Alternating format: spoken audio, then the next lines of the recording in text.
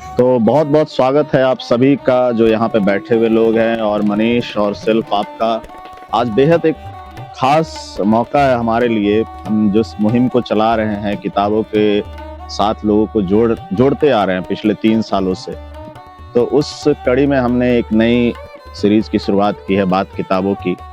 और हमारा ये रहता है मकसद कि हम किताबों के ऊपर कुछ बात करें और उस कल्पना को समझे या फिर उस सोच को समझे कि किस तरीके से कोई ऑथर या कोई राइटर अपनी एक दुनिया देखता है। क्योंकि मुझे लगता है कि इस बात की सख्त कमी हो रही है समाज में कि नजरिए बहुत संकीर्ण होते जा रहे हैं, और जब हम ऑथर्स से मिलते हैं, किताबों को पढ़ते हैं और फिर उनको लिखने वालों से मिलते हैं, तो मुझे लगता है कि नजरिया विस्तृत होता है।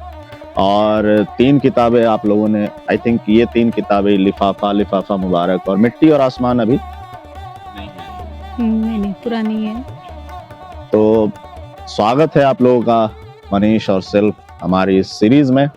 और मैं बहुत दिनों से मैं चाह रहा था, मतलब जब से मैंने लिफाफा उठाई, तो मेरा पहला सवाल सिर्फ आपसे है कि मैं नेट पे सर्च कर सकता था, लेकिन जब मुझे ये मौका मिला कि हम बात करेंगे, सिल्फ का मतलब क्या है? बहुत ही मतलब यूनिक नेम, बहुत ही खूबसूरत नेम। और सिल्फ तो सिल्फ तखल्लुस है मेरा। ऑफिशियल नाम तो सिल्फ नहीं है, जो माता पिता ने नाम दिया वो है मोनिका। और सिल्फ मैंने खुद चुना तखल्लुस अपना। इसकी मानी होते हैं स्पिरिट ऑफ एयर, तो रोमन माइथोलॉजी से लिया गया है। और वहाँ पर अलग अलग जैसे हमारे यहाँ पर अलग अलग एलिमेंट्स के देवता होते हैं, जैसे पवन देवता और ये सब, वैसे ही वहाँ पर भी होते हैं। तो हवा की रूह, अगर इसका हम उर्दू तर्जुमा करेंगे तो हवा की रूह निकलेगा।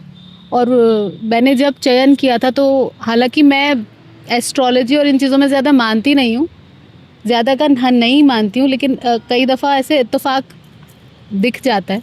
तो मेरा जो एलिमेंट है वो भी एयर है। और मैंने जब चुना तो तब मुझे इस चीज़ का कुछ ऐसा पता नहीं था। और जाने क्यों हवा से उसको, मुझे नहीं पता कि क्यों चुना, मगर ये हवा की रूह इसका मतलब होता है, स्पिरिट ऑफ एयर। तो जिसका कोई मतलब एक तरह से कि कोई रूप नहीं है, ओके, कोई खांचा नहीं। क्या बात है। मतलब मुझे क्या लग रहा था, या शायद मतलब जो जिन्होंने सर्च कर लिया होगा, मैं उनकी बात नहीं कर रहा, मुझे लग रहा था ये कोई उर्दू शब्द है। सिल्फ मुझे लग रहा था कोई उर्दू शब्द है। थोड़ा हम जानना चाहेंगे आप दोनों के बैकग्राउंड के बारे में, लाइक कहाँ आपकी पैदाइश हुई, शिक्षा दीक्षा कहाँ हुई, और कैसे आप लोगों ने साहित्य की तरफ रुख किया, लिखने का कैसे सोचा, कैसे ये बात आई आप दोनों के जहन में? मनीष और सिल्फ दोनों से, आप दोनों से ये सवाल। पढ़ाई लिखाई तो यहीं पे हुई है जहाँ बैठे हैं हम।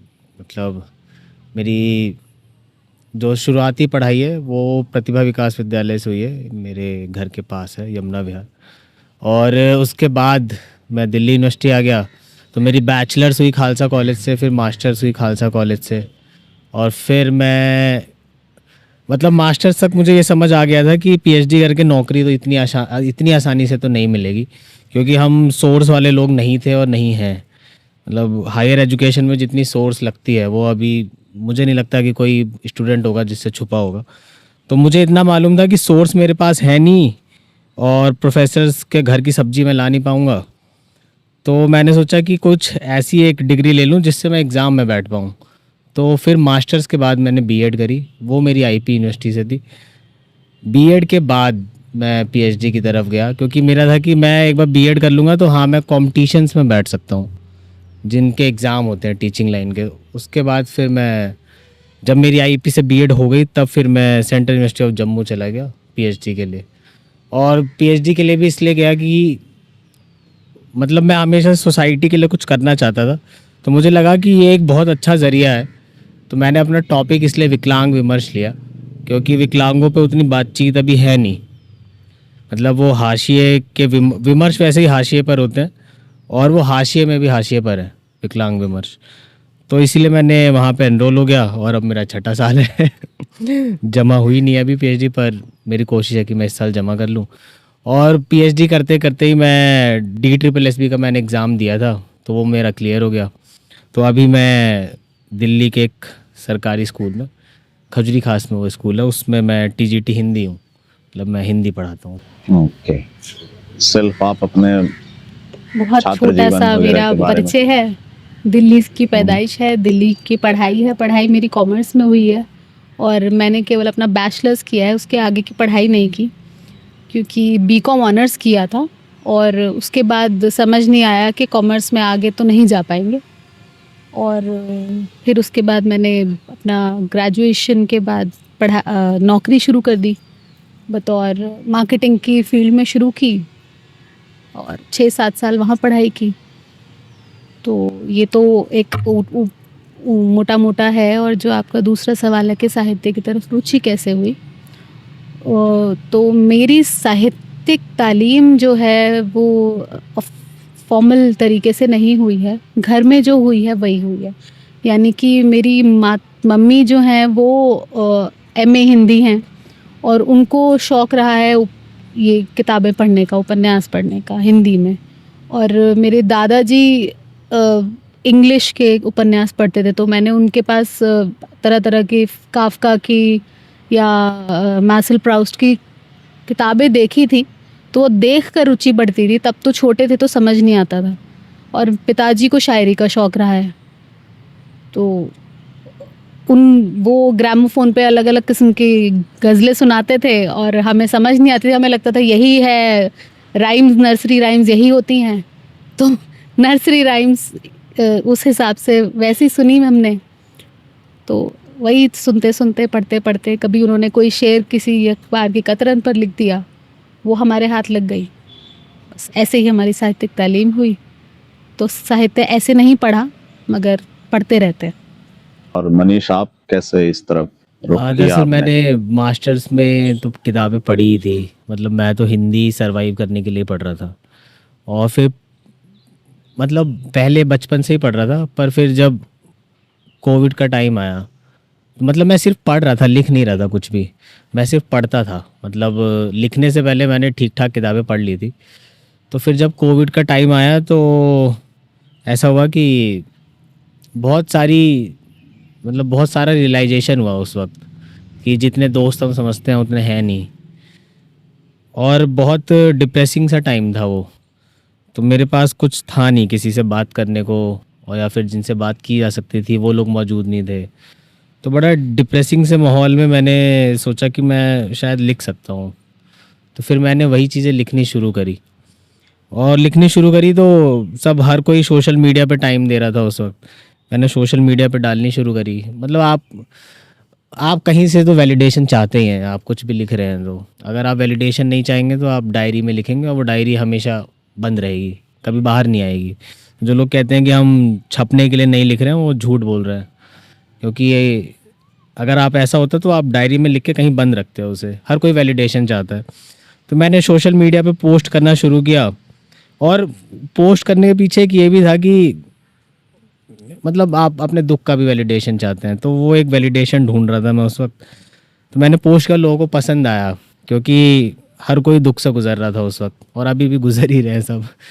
तो दुख खींच लेता है अपने आप को, आपको भी खींच लेगा दुख।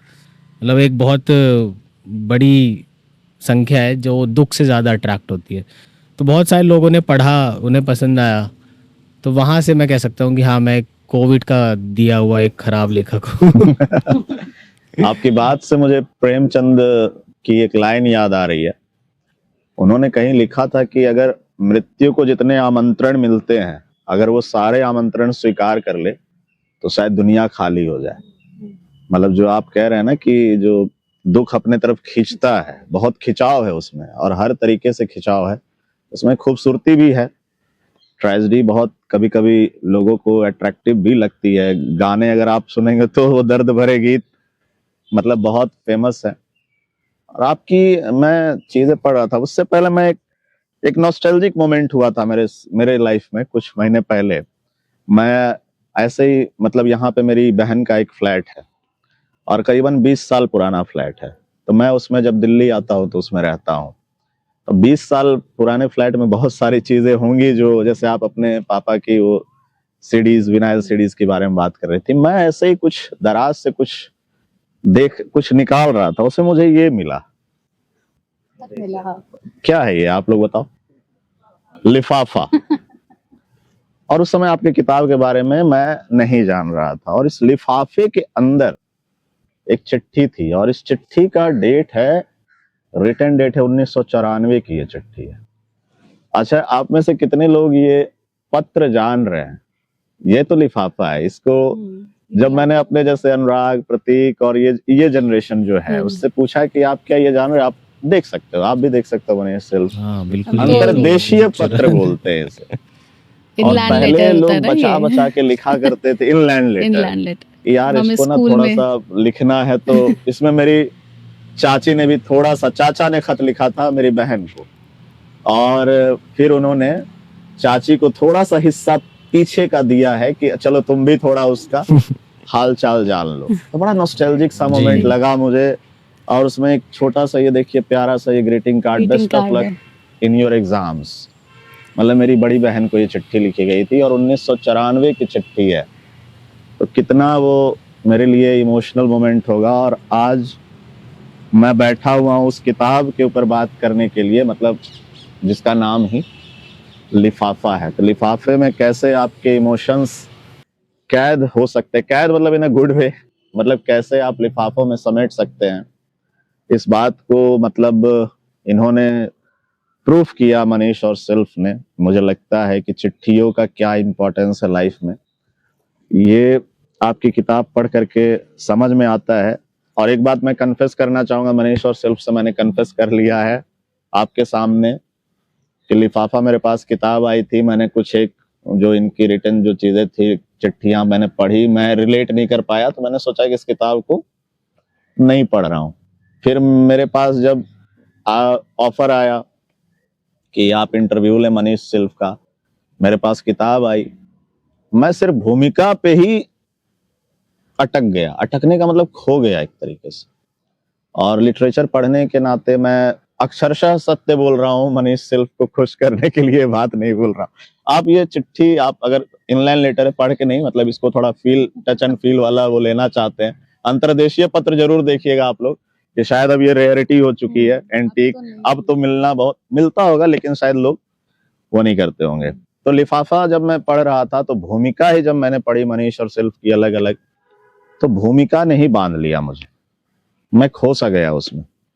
और बहुत सारी बातें थी खोने के लिए, क्योंकि रिलेटेबल भी बहुत था। मैं मनीष का एक इंटरव्यू देख रहा था, उसमें इन्होंने कहा है कि लिटरेचर आपको तब खींचता है जब आप उससे रिलेट कर पाते हो, या कला का कोई भी फॉर्म जो है तभी खींच पाता है जब उससे रिलेट कर पाता है आदमी। और शब्दों का चयन भी कमाल का है, मतलब जितना लिटरेचर मैं पढ़ता हूँ, हिंदी इंग्लिश दोनों में, मुझे बड़ा अच्छा लगा, बहुत अच्छा लगा, कमेंडेबल, मतलब वो language is very amazing amazing. उसमें मनीष, जब मैं आपकी भूमिका पढ़ रहा था, तो उसमें मैंने एक लाइन पढ़ी कि मैं त्रासदी से उपजा हुआ कलाकार हूँ। वो मुझे बड़ा स्ट्रॉन्ग स्टेटमेंट लगा। आप उसके ऊपर थोड़ा कुछ कहना चाहेंगे? दरअसल मैंने आपको बताया, मैं सिर्फ पढ़ रहा था किताबें, लिखने का मुझे कभी भी ऐसा मन नहीं किया कि मैं लिखूं। और मतलब लिखने की शुरुआत ही वो बड़े ऐसे इमोशनली वीक था मैं बहुत ज़्यादा, और जो चल रहा था आसपास वो बहुत ही ख़राब चल रहा था। मतलब मैंने बहुत मौतें देखी उस टाइम पे, बहुत अपने आसपास के लोगों की।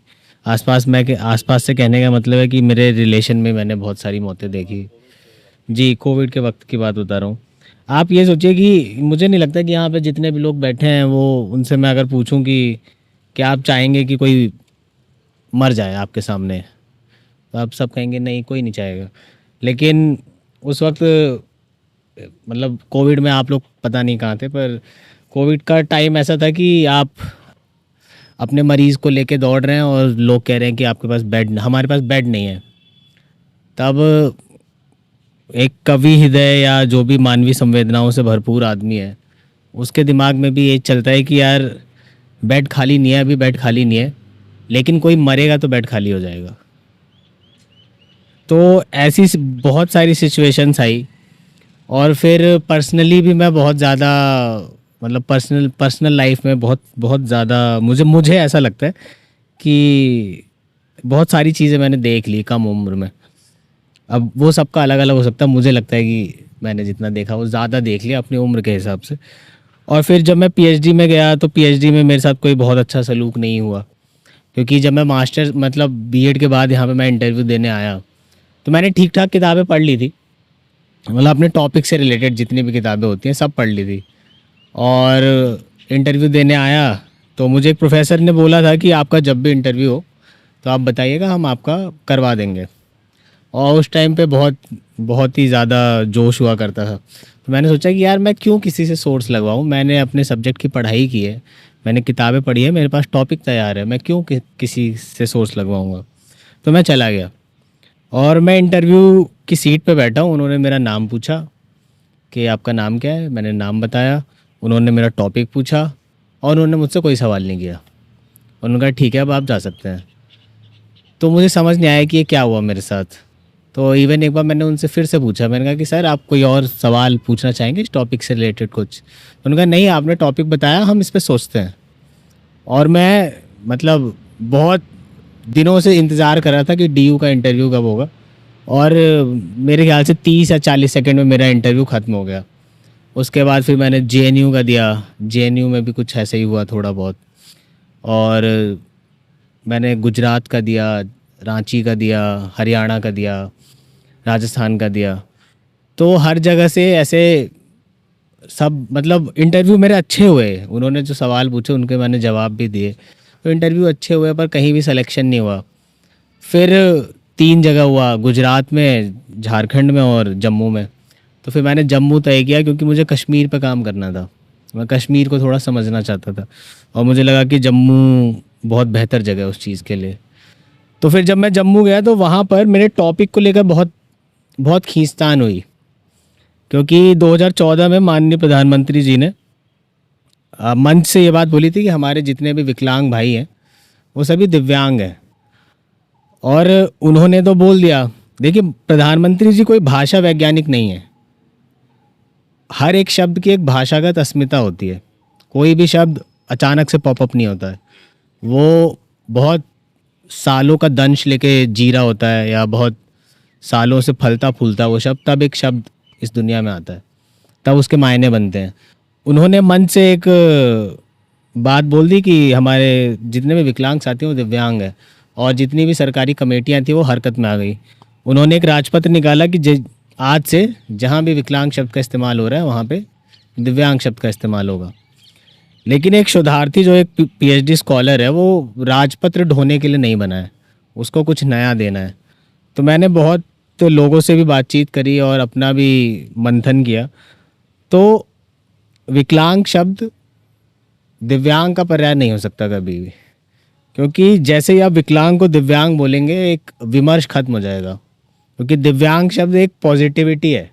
आप क्या कहते हैं कि राम एक दिव्य पुरुष थे, शंकर एक दिव्य पुरुष थे, तो आप अगर किसी विकलांग को दिव्य पुरुष बता रहे हैं तो आप उसका दोहरा मजाक कर रहे हैं। तो मैंने ये बात बोली उन्हें, मतलब जब मेरा पीएचडी का वो हो रहा था, टॉपिक डिफेंड करते हैं आप, जब टॉपिक डिफेंड हो रहा था तो मुझे ये सजेशन दिया गया बीओएस में, बोर्ड ऑफ स्टडीज़ की मीटिंग में, कि आप अपने टॉपिक को विकलांग से दिव्यांग कीजिए। और मैं अड़ गया, मैंने कहा नहीं मैं तो ये नहीं करूँगा।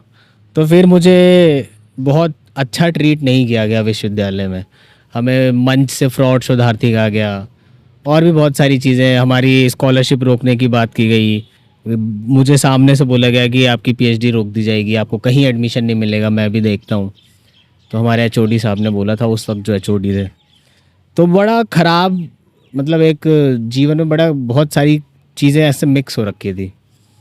तो इसीलिए मैं अपने आप को कहता हूँ कि मैं त्रासदी से उपजा, क्योंकि मैं जितना भी लिखा है वो उसी टाइम पीरियड में लिखा है, और मेरे साथ कहीं विश्वविद्यालय में कुछ गलत हो रहा है तो वो मैं उसको मेटाफरली अपने उसमें लिख रहा हूँ, ख़त में लिख रहा हूँ या अपने सोशल मीडिया हैंडल पे लिख रहा हूँ। तो वो मुझे लगता है कि मैं जब भी लिखता हूँ तो वो मतलब बहुत कम है कि मैंने खुशनुमा लिखा है, खुशनुमा भी मैं लिखता हूँ लेकिन बड़ा कम लिखता हूँ। तो इतनी ख़राब चीज़ों के बीच ही मैंने लिखना शुरू किया था, इसीलिए मैं कहता हूँ कि मैं त्रासदी से उपजा आर्टिस्ट हूँ। मतलब मैं कह सकता हूँ आप एल्केमिस्ट हैं। जो एल्केमिस्ट का मतलब होता है कि जो सोना बनाना जानते हैं, सिंपल मेटल से, राइट? कीमियागिरी बोलते हैं उसे शायद हिंदी में।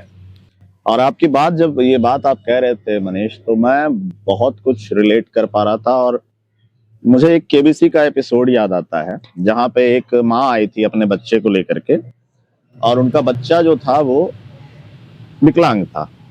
अमिताभ बच्चन ने उनको दिव्यांग करके संबोधित किया, तो उन्होंने टोका था अमिताभ बच्चन को कि अच्छा। दिव्यांग क्यों कह रहे हैं आप?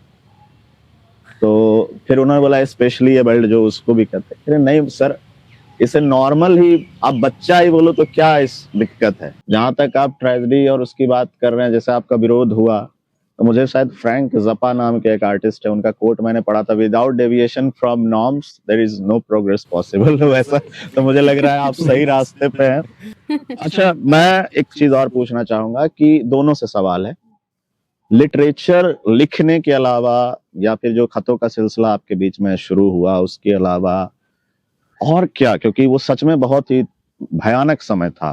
मैंने भी 6 महीने अकेले बिताए, दिल्ली में था, और जिस बिल्डिंग में मैं हूँ उस पूरी बिल्डिंग में कोई नहीं, मैं अकेले। और अलग अलग तरीके अपनाए मैंने, मतलब उस चीज से अपने आप को किसी तरीके से निकालने के लिए। खौफ भी होता था वो लॉकडाउन में, वो जो जैसे ही कोई कोविड होता था पेशेंट, पता लगता था, वो जो एक एरिया की वो कर दी जाती थी, क्या तो नाम मैं भूल, क्वारंटीन कर देते थे कि अब आप निकल नहीं पाओगे, तो डर लगता था। अब क्या, अब कितना लिमिट करूं अपने आप को? तो क्या और क्या आप लोगों ने लिटरेचर के अलावा कैसे अपने आप को समय समझाया? या जैसे जब दुख हो रहा था, आप अपने आसपास गुजरता हुआ लोगों को देख रहे थे, तो उस मनोस्थिति से सामना करने के लिए और किस चीज का सहारा लिया आप लोगों ने लिटरेचर के अलावा? दोनों सही सवाल।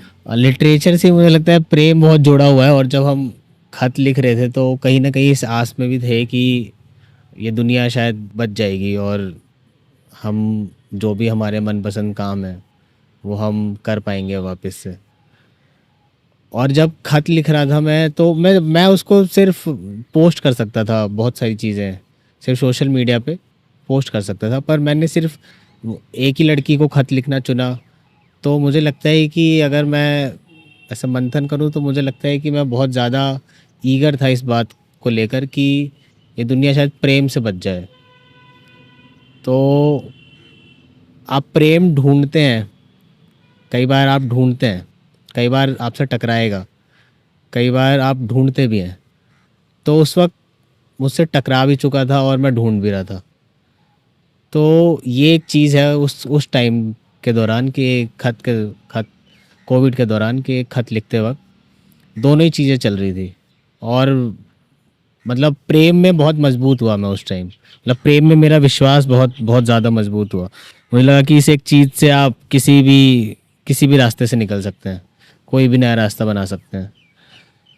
और किताबें तो खैर थी, क्योंकि मैं तो जहाँ पे था सेंट्रल यूनिवर्सिटी ऑफ जम्मू में, वहाँ तो यूनिवर्सिटी बीच बीच में बंद हो जाती थी फिर खुलती थी, तो हमारे पास सिर्फ किताबों के अलावा कुछ भी नहीं था। क्योंकि मैं यूनिवर्सिटी के पास बिल्कुल एक गांव है, तो वहाँ रहता था, तो वो गांव 8 बजे सो जाता है, और मैं दिल्ली से गया था, तो बड़ा मुश्किल हुआ मुझे उस माहौल में ढलना।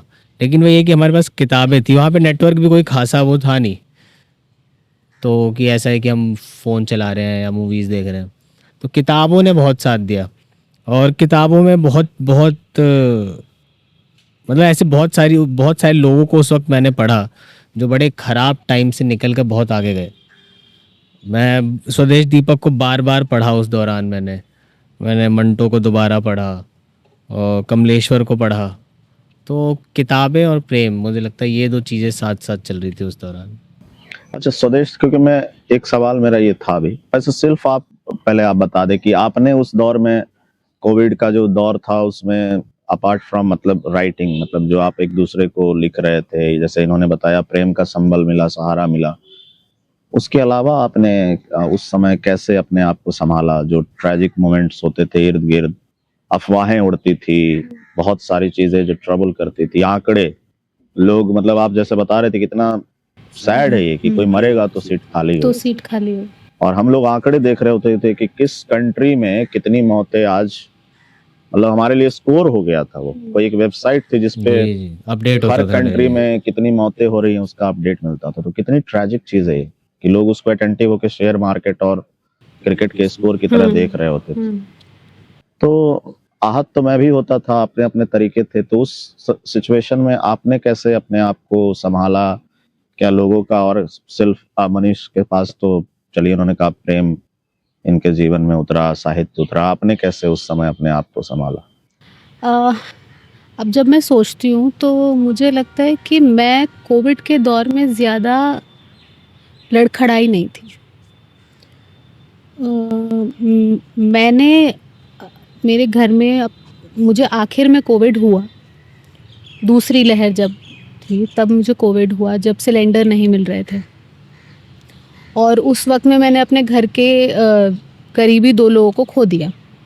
उनको सिलेंडर मिले थे, उनको बेड मिले थे, मगर वो नहीं बचे। तो वो हंसते हंसते हुए गए थे और फिर उनकी काली बॉडी वापस आई थी, क्योंकि आपके अंदर ऑक्सीजन नहीं बचता तो आपका शरीर काला हो जाता है। और मैंने नहीं देखा उनको, न जाने क्यों मैं इतना विचलित हुई नहीं उनसे भी, उनकी भी मौत से। और मुझे एक जगह पर घंटों बैठने में कोई दिक्कत नहीं होती। मैंने उस वक्त अपने घर वालों का बहुत ख्याल रखा। मैं एक नर्स की तरह ख्याल रखती थी।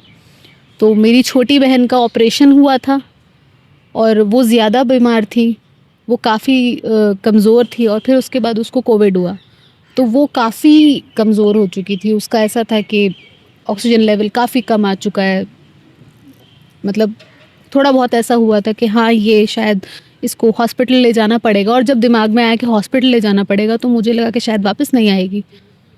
तो भी मुझे इतना, जाने क्यों मुझे नहीं पता, मगर मैं इतनी विचलित हुई नहीं। बस उस दौर में शांति से जो हो रहा था तो वो होने दे रही थी मैं, और बस मैं देख रही थी सब कुछ, क्योंकि मुझे लगा कि अब मैं कुछ कर तो सकती नहीं हूँ, मैं देख सकती हूँ, और जो मैं संभाल सकती हूँ, जिनकी मैं मदद कर सकती हूँ, वो मैं कर सकती हूँ। तो बस वही करती थी। और मुझे उस वक्त थोड़ी उम्मीद आने लगी भविष्य की, कि अगर बच जाते हैं सब कुछ ठीक हो जाता है तो मैं ये नौकरी छोड़ दूँगी, क्योंकि मुझे इसमें मन नहीं लगता और मुझे हिम्मत नहीं आती थी। तो कोविड में मुझे एक हिम्मत आई कि जब इतना कुछ हो रहा है, कभी भी मर सकते हैं, तो फिर इस नौकरी के लिए मैं क्यों फंसूँ, कितने वक्त तक फंस के रहूँगी। तो वो उम्मीद अंदर आ गई। तो मुझे लगा कि हाँ चल जाएगा काम। मुझे घर के अंदर 1 साल बंद करके रख दो, मुझे कोई दिक्कत नहीं होती थी, का कोई दिक्कत नहीं है। और मौतें हो रही थी, मुझे लगता था मौतें हो रही हैं, मौतें आगे भी होती हैं, मौतें होती रहेंगी, मैं जाने की उससे विचलित हुई नहीं। तो उबरने वाली बात मुझे महसूस नहीं हुई। मुझे पहाड़ों का बहुत शौक़ है, मुझे पहाड़ों से बहुत लगाव है। तो मुझे एक ये दिखता था कि ये हट जाएगा जब, तो मैं पहाड़ में जाऊँगी, मैं वापस झरनों की तरफ जाऊँगी। तो वो एक उम्मीद रहती थी। मनीष को प्रेम शायद चाहिए था, उस वक्त मुझे कुछ भी नहीं चाहिए था। मुझे बस ये चाहिए था कि ये दौर जब बीत जाएगा तो बहुत कुछ चाहिए होगा। तो शायद मैं उस वक्त के इंतज़ार में बैठी थी, तो शायद इंतज़ार ने बचा लिया, हो सकता है। एक बड़ी फेमस मूवी है शशांक रिडेम्पशन, आपने अगर देखी हो, आपने तो देखी है किसी ने शशांक रिडेम्पशन? शशांक रिडेम्पशन, हाँ, उम्मीद पर। हाँ जी, नहीं आप ही की बात को मैं, हाँ, तो उसमें उसका एक कोट है बड़ा, hope is the only thing stronger than the fear. तो कोविड के दौर में लग रहा है आपने, मतलब दोनों ने ही उस चीज को आत्मसात किया कि होप के अलावा है ही क्या। Hope is the only thing stronger than the fear. डर से अच्छा है कि हम उम्मीद का दामन थाम ले, तो वो बेहतर है। अच्छा मनीष, आप कह रहे थे प्रेम आपके जीवन में, आप प्रेम ढूंढ रहे थे, किस रूप में ढूंढ रहे थे और कैसे आपके जीवन में प्रेम टकराया कैसे? देखिए ऐसा है कि जैसे मेरा एक ब्रेकअप हो चुका था उस वक्त। तो जब आप एक बड़े ख़राब रिश्ते से निकल के आते हैं, तो जो लोग कहते हैं कि प्रेम टकराता है सिर्फ, मुझे लगता है कि अगर आप एक ख़राब रिश्ते से बाहर निकल के आ रहे हैं तो आपसे प्रेम टकराएगा भी, तो आप उसके बाद कुछ ना कुछ जोड़ तोड़ उसमें ज़रूर करेंगे। आपके कुछ खांचे होंगे, आपके कुछ सवाल होंगे, आप वो देखेंगे कि आप सामने वाला शख्स कितने खाने टिक कर रहा है। जैसे मैं जो पुराने अपने रिलेशन में था, उन मोहतरमा को साहित्य में कोई रुचि नहीं थी। तो अगर मैं कुछ लिख भी रहा हूँ तो उन्हें कोई फ़र्क नहीं था उससे। तो मैं इस सेंस में कह रहा हूँ कि प्रेम अब मैं ढूंढ रहा था कि कुछ जो खाने थे उन खानों में टिक मैं देखना चाहता था कि मेरा जो अगर लाइफ पार्टनर कभी हुआ कोई, या मैं कभी किसी मतलब मुझे दोबारा से प्रेम हुआ, तो कम से कम ये खाना तो एक जो है वो टिक होना ही चाहिए। तो इस लहजे में मैं कह रहा था कि मैं प्रेम ढूंढ रहा था और टकराया मुझसे ऐसी कि मैंने बताया कि मैंने सोशल मीडिया पे लिखना शुरू किया था, लोगों को पसंद आ रहा था। तो 2020 में मैंने एक पोस्ट लिखी थी, तो मैंने इंस्टाग्राम के लेखकों को रोस्ट किया था उसमें। तो वो उसमें बहुत कुछ सच था, तो घूम फिर के हर कोई उसमें अपने आप को फिट कर पा रहा था। तो लोगों ने बहुत शेयर की वो पोस्ट, तो घूमते घामते इन तक भी पहुंची। तो फिर इन्होंने वहाँ से मुझे फॉलो किया और फिर एक दिन स्टोरी पे कुछ रिप्लाई किया, तो फिर मैंने भी एक तल्ख सा रिप्लाई कर दिया, तो फिर वहाँ से एक और तल्ख जवाब आ गया। तो फिर वहाँ से बातचीत शुरू हुई। तो हम ऐसे सोशल मीडिया पे ही मिले हैं हम, मतलब कभी ऐसे नहीं मिले थे। मैं जब थोड़ा रिसर्च कर रहा था आप दोनों के ऊपर, तो शायद ईमेल का आदान प्रदान हुआ जी, था और उसके आपने ये बाद लिखा है कि अच्छा हुआ कि शायद ईमेल मिला, नहीं तो वो फोन खतों का नंबर सिलसिला होता तो नंबर होता फोन तो नंबर होता तो तो लिफाफा भी गाए शायद बगाए कभी भी फोन कर देते। फोन कर देते। सच बात है। तो कितना लगता है आपको कि आज जैसे लिफाफा से जुड़ा हुआ भी सवाल है, क्योंकि आपने जैसे ईमेल के थ्रू फिर आप लोगों ने एक्सचेंज करना शुरू किया लेटर्स।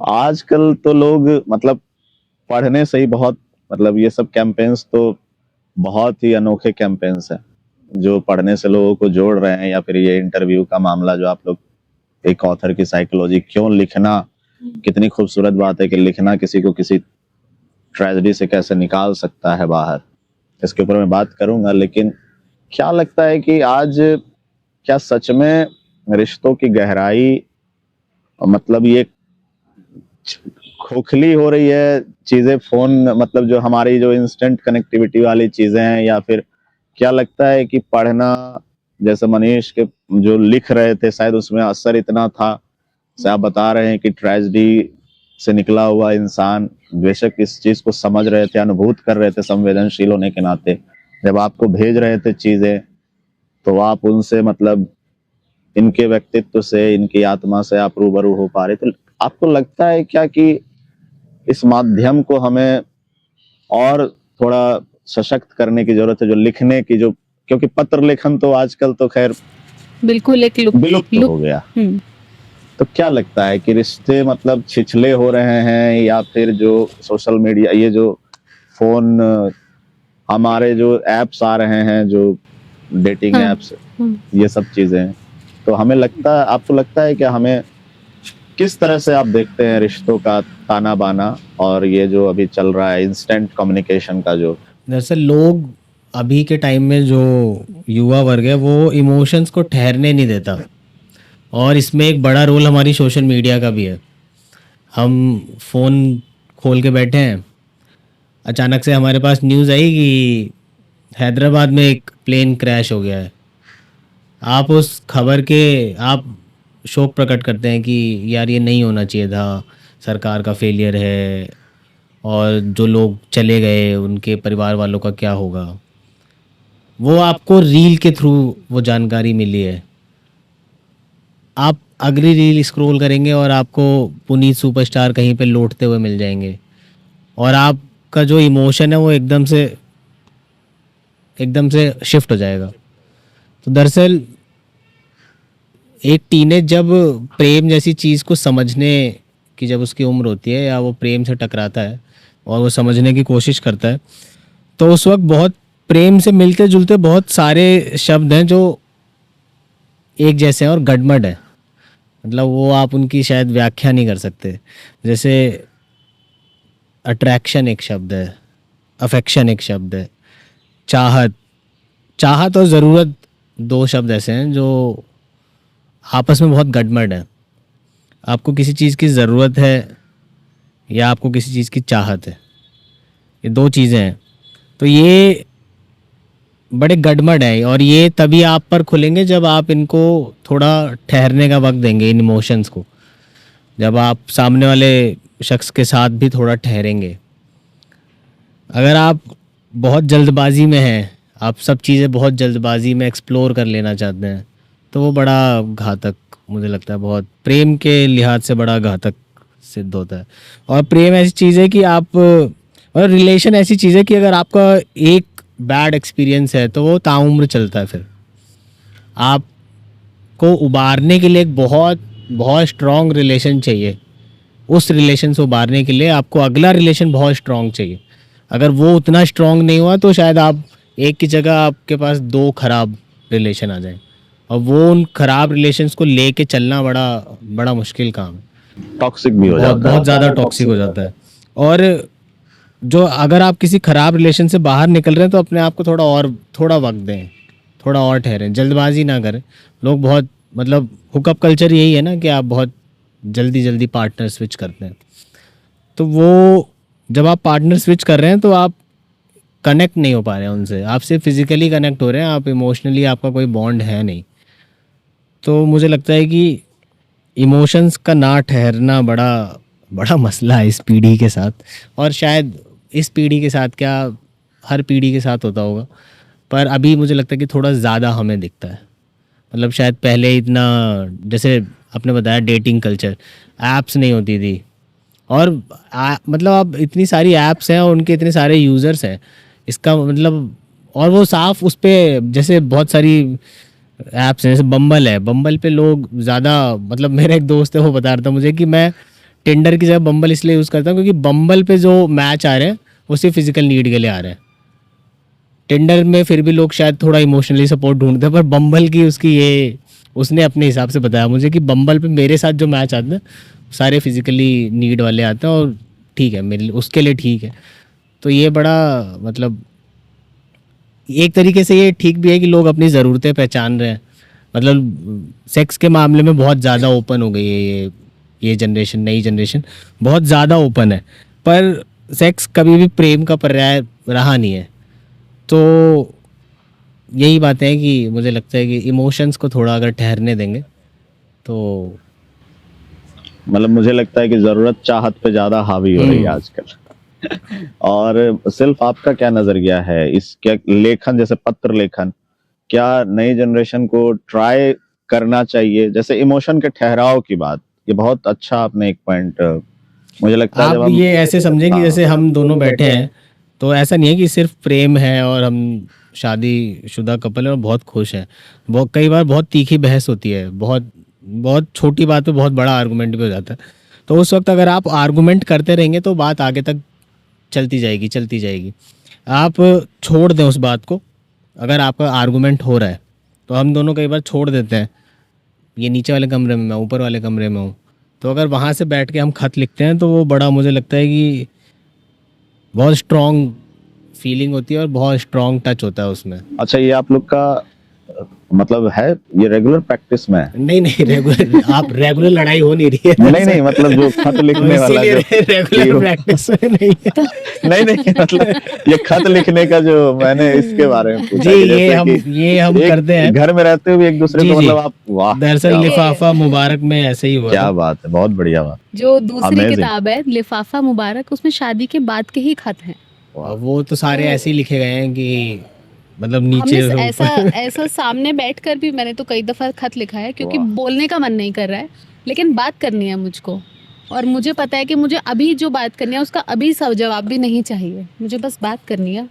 और कई दफा होता है, पहले होता था लिफाफा में कि मनीष के कई खत आ रहे हैं और मेरा जवाब नहीं आ रहा है। अब होता है मेरे खत जाते हैं, मनीष के कभी कभी जवाब आते हैं।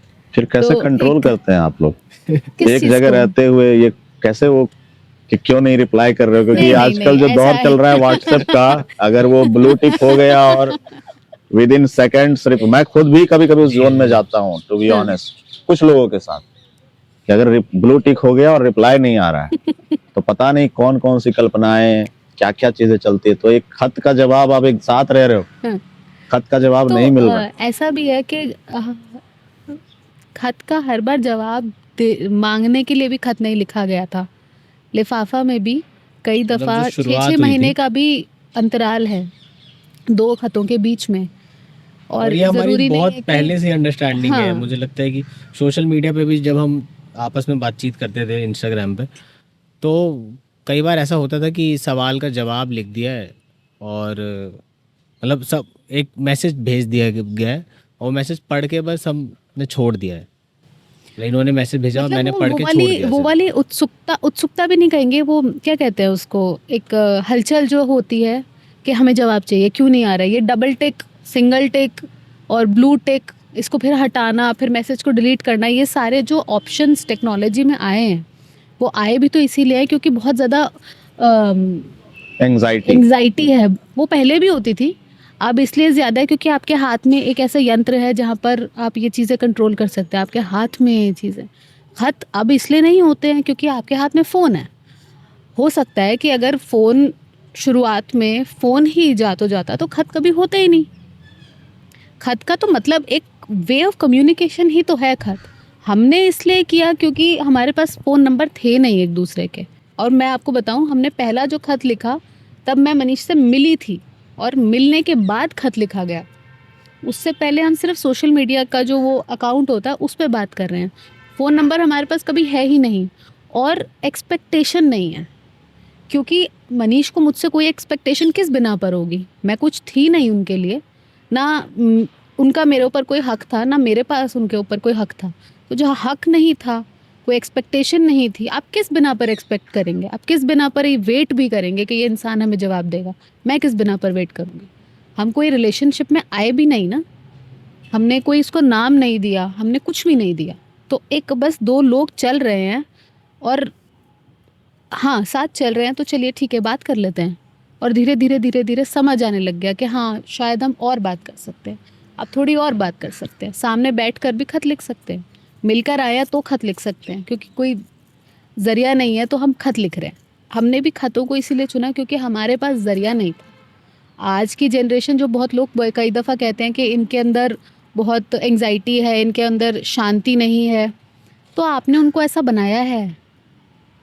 हमारे बहुत पहले के लोग जो थे या जो हम कहते हैं कि डेटिंग कल्चर है और इन बहुत सारे हुकअप हो रहे हैं, सिर्फ फिज़िकल नीड है तो उसमें कोई बुराई नहीं है, मुझे ऐसा लगता है। पहले के वक्त में आप बहुत यंग एज में 2 लोगों को एक रिश्ते में बांध देते थे और वो उस रिश्ते में आने के बाद बहुत चीज़ों को एक्सप्लोर करते थे और उनको एक्सप्लोर भी क्या करेंगे, उनको एक्सेप्ट करना पड़ता था। वो उस रिश्ते में शादी में आ गए हैं, अपनी मर्ज़ी से नहीं आया है जो शादी में, वो अपनी मर्ज़ी से शादी से निकल भी नहीं पाएगा। उसके अंदर वो ना हिम्मत है, ना उसके पास वो चॉइस है। आज भी हिंदू धर्म में तलाक का कोई तर्जुमा, कोई शब्द नहीं है। वो आपका धर्म ने आपको ऐसा दिया है। तो एवोल्यूशन अगर बहुत चीज़ों का हुआ है तो इन चीज़ों का भी हुआ है। बहुत सारी चीज़ें हैं। मुझे नहीं लगता कि रिश्ते छिछले हो गए हैं। रिश्तों में सवाल करने लग गए हैं लोग और अच्छी बात है सवाल कर रहे हैं।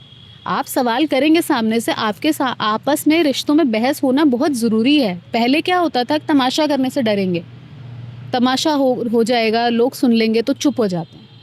लड़का भी, लड़की भी, माँ बाप भी, सब।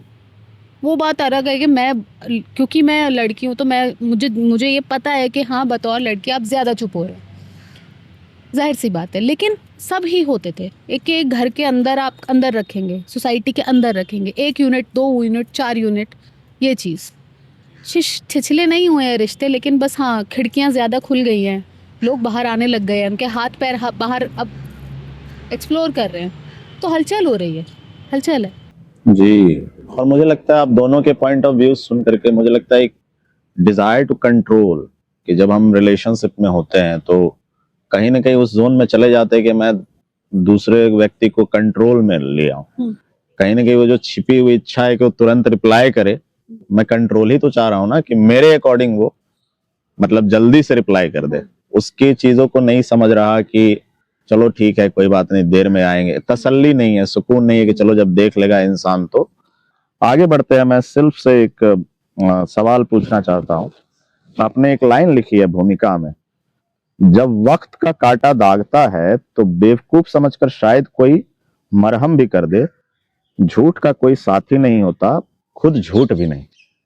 ये आपकी लाइन है भूमिका से, झूठ के प्रति आपका बड़ा स्ट्रांग मतलब रिवल्सन आपके अंदर दिख रहा है, बहुत उससे घृणा एक तरह की दिख रही है, मतलब काइंड ऑफ सॉर्ट ऑफ, मतलब घृणा शब्द शायद मैं गलत बोल गया, अगेंस्ट हैं आप झूठ के। हाँ, पसंद नहीं आता। तो क्या कोई ऐसा वाकया हुआ आपके साथ, क्योंकि झूठ भी, जैसे सोशल मीडिया से आपने डेटिंग कल्चर की बात करी कि चीजें खुल रही है, हमें लगता है कि झूठ भी आजकल आम जिंदगी का एक हिस्सा सा बन गया है, चाहे हम रिश्तों की बात करें या फिर जैसे आपने कहा कि आप सच, मैं क्यों बोलूं दिव्यांग को, विकलांग को दिव्यांग नहीं बोलना, अगर ये दिव्यांग आप बिलीव कर रहे हैं कि विकलांग शब्द इज राइट, अब दिव्यांग बोले तो शायद वो अंदर से झूठ बोल रहा होगा ना, मैं किसी चीज को बिलीव नहीं कर रहा हूँ, वो चीज कर रहा हूँ।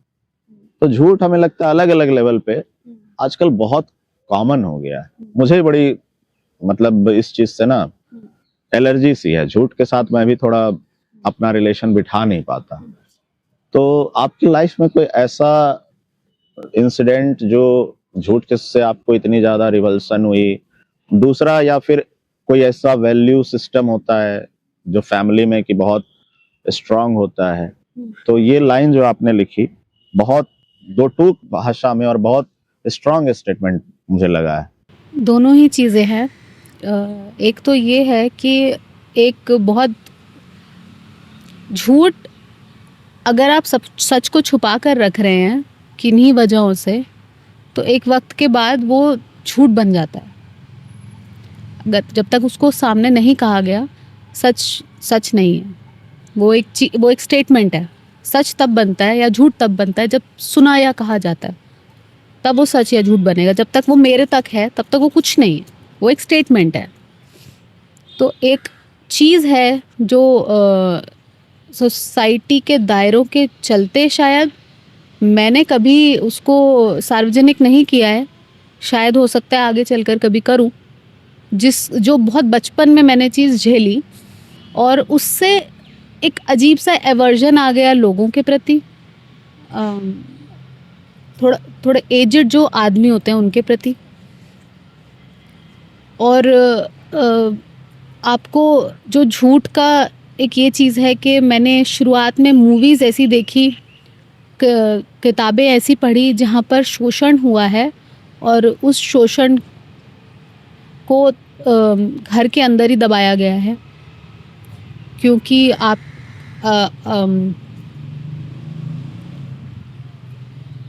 अपमान होगा, किसका होगा? जो शोषित है उसका नहीं होगा, परिवार का होगा। उस जिसने किया है शोषक का अपमान होगा। वो ज़्यादा ऊपर है, विक्टिम ऊपर नहीं है, उसकी संवेदना, उसने जो झेला है वो ऊपर नहीं है। और मैं एक दलित समुदाय से आती हूँ और मैंने अपने बचपन में स्कूल में बहुत बार झूठ बोला कि आप कौन हैं, हमसे हमारे टीचर्स नहीं पूछ रहे हैं, लेकिन बच्चों को आदत होती है। अब शायद कम होती हो, मुझे नहीं पता, लेकिन बच्चों को उस वक्त बहुत आदत होती थी। अच्छा, कौन हो तुम, कौन हो तुम, कौन हो तुम? और हमें कभी बताया नहीं घर में कि आपको ये बताना है या वो बताना है, क्योंकि हमारे घर में ऐसी बातें नहीं होती थी। हमारे परदादा गांव से आए थे और उन्होंने पढ़ाई कर ली थी, तो वो रेलवेज़ में कोई ऑफिसर लग गए थे, तो जिसके चलते मेरे दादाजी फिर वकील बन गए, फिर मेरे पापा पढ़ लिए, फिर हम पढ़ लिए। तो मैं चौथी पाँचवीं जनरेशन हो गई जो पढ़ी लिखी अपने पूरे पैरों पे खड़ी हुई है आज भी, और मेरे परदादा से लेके अभी तक सब कमा रहे थे। तो हमारे उस तरह से हमारे अंदर, घर के अंदर नहीं हमें महसूस होता था, अपने मोहल्ले में भी महसूस नहीं हो रहा था जब तक समझ नहीं थी।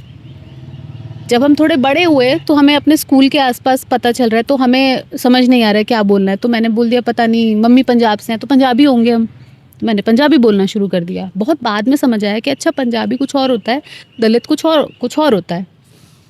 तो ये जो झूठ का एक लेके चलना पड़ता था, बहुत वक्त तक लेके चला मैंने, फिर एक वक्त के बाद बहुत कोफ्त हो गई, फिर थोड़ा पढ़ना शुरू कर दिया, पापा से थोड़ी बहसें शुरू कर दी, बड़ों से थोड़ी बहस शुरू कर दी। घर के जो बड़े लोग हैं मेरी बड़ी मम्मी से, उनसे बहसें शुरू की। तो वो बहुत शांत स्वभाव की हैं, मगर उनसे दो टुक जवाब मांगो तो वो जवाब देने की उनमें है हिम्मत, क्योंकि वो वही है ना, क्योंकि वो उस जनरेशन से आ रही हैं जब आपने पैसे कमाए हैं, आप गैजेटेड ऑफिसर है, लेकिन आप अपनी कमाई अपने सास ससुर को देते हैं। उस जनरेशन से आ रहे हैं। हालांकि उनके साथ ऐसा नहीं हुआ, लेकिन वो आ तो उसी जनरेशन से रहे हैं। तो वो जो झूठ कहीं ना कहीं मैंने अपने घर में देखा कि हाँ, हम बहुत एजुकेटेड लोग हैं, हम बहुत फॉरवर्ड हैं। और फिर मैंने छोटी छोटी चीज़ें देखी कि ये भी तो हो रहा है, ये क्यों नहीं बोल रहा कोई, ये वाला शोषण क्यों नहीं बोल रहा है कोई, क्यों नहीं बोलते आप लोग। मैंने अपने फादर से बहुत बार बहसें की।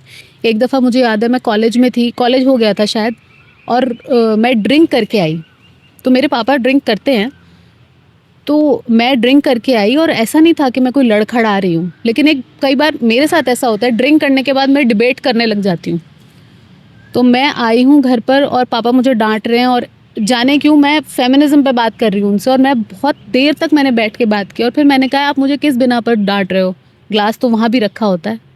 आज मैं पीकर आ गई हूँ क्योंकि आपके साथ मैं पी नहीं सकती हूँ, आप मुझे घर पे पीने दीजिए, मुझे कोई दिक्कत नहीं है, आप भी तो पीते हैं। तो धीरे धीरे करके फिर ये चीज़ें, क्योंकि उनके पास अब जवाब नहीं था, तो वो चुपचाप बैठे थे, तो उन्होंने मुझे बहस करने का मौका दिया, ये था। मगर बहुत जगह मुझे झूठ बोल कर जाना पड़ रहा है, मुझे झूठ बोल के चीज़ें करनी पड़ रही है, मुझे अपनी जाति छुपानी पड़ रही है। कई दफ़ा मुझे ये छुपाना पड़ रहा है कि हाँ, मुझे सिगरेट पीना पसंद है, तो मुझे छुपाना पड़ रहा है। क्यों? क्योंकि आपकी सोसाइटी आपको नहीं दे रही है ना मौका। बतौर पढ़ने वाले या बतौर आज के दौर के मॉडर्न लोग, आपको बहुत चीज़ें इरिटेट करती हैं। अब बतौर औरत बहुत चीज़ें मुझे इरिटेट करती हैं, शादीशुदा ज़िंदगी में भी इरिटेट करती हैं, शादीशुदा ज़िंदगी से पहले भी इरिटेट करती थी। तो वो जो झूठ का इरिटेशन है ना, वो मुझे बहुत ज़्यादा दिक्कत देती है। और घर में जो वैल्यू सिस्टम है वो यही है कि हमारे घर में पूरे मोहल्ले में कोई और दलित है नहीं, और हमारे घर में कोई और, उस वक्त में पूरे मोहल्ले में कोई और वकील भी नहीं था जो सुप्रीम कोर्ट में पढ़ता हो, लड़ता हो जाकर। और सबके ही जो पेपर साइन करना है वो सारे आ रहे हैं, पिताजी से साइन करा रहे हैं। तो दोनों ही सच थे मेरे सामने। और ये भी था कि हमारे सामने वाले जो हैं बहुत घनिष्ठ मित्र हैं, परिवार, जो परिवारों की मैत्री होती है वो रही है। तो जब घर में कंजक होती है तो उनका खाना आता है थाली में, हमारा खाना जाता है, तो उनके बच्चे खाते हैं, बड़े नहीं खाते हैं, वो अभी भी है। तो वो, हाँ, हमने इतना एक्सेप्ट कर लिया आपको, तो वो यही कहेंगे हमेशा, हाँ, हम आपके घर में आते तो हैं, आप भी हमारे घर में आते हैं, लेकिन वो सामने से कभी नहीं कह पाएंगे, वो पूरा एक्सेप्टेंस कभी नहीं दे पाएंगे। तो वो झूठ का सहारा लेते हैं या बहानों का सहारा लेते हैं, थोड़ा सा एक्सेप्टेंस दे देते हैं, वो थोड़ा सा एक्सेप्टेंस जो हमें भीख में मिल जाता है। और फिर जब हम गुस्सा करके बोलते हैं तो सामने वाले को बड़ा होता है कि ऐसे क्यों बोल रहे हैं, सब कुछ तो दिया है तुमको। तो हमें लगता है कि हमारा ही था, आपका नहीं है जो आपने दिया है, आपके पास अपना था, हमारे पास हमने लिया है। और बतौर औरत तो आपको बहुत जगह पर झूठ का सामना करना ही पड़ता है। मैंने अपनी ज़िंदगी में बहुत सारे झूठ देख लिए जो मैंने नहीं बोले, लेकिन जिन झूठों की वजह से बहुत कुछ झेल लिया, जो ज़िंदगी का हिस्सा बन गया, जो हमने नहीं चाहा था। तो वो दिक्कत देता है, चुभता है। जी जी जी, बिल्कुल। वो चुभता है। आप लोग क्या सोचते हैं झूठ के बारे में? मतलब आप लोग के लाइफ का इंटीग्रल पार्ट बन चुका है या ऐसे ही चुभता है झूठ आपको? रेज्यूमे में इतने वर्क एक्सपीरियंस। अगर बोलना पड़ जाएगा, अगर मैं बोल भी दूँ, अगर उस दबाव में आकर अगर मैं जो बोल भी दूँ, तो वो चीज़ मुझको अंदर अंदर खाती रहेगी जब तक वो मैं दोबारा से सच ना बन पाऊँ। तो मैं झूठ नहीं बोल पाती हूँ। तो इनके जवाब से कुछ प्रेरणा मिल रही है झूठ और उसके सिलसिले में, सच के सिलसिले में? उन्होंने बहुत अच्छा एंगल अभी रेज किया है, जो दलित, हाँ जो सच को छुपा देना झूठ होता है। हाँ, बहुत स्ट्रांग, बहुत, बिल्कुल। मुझको ऐसा नहीं लगता कि सच को छुपा देना झूठ होता है।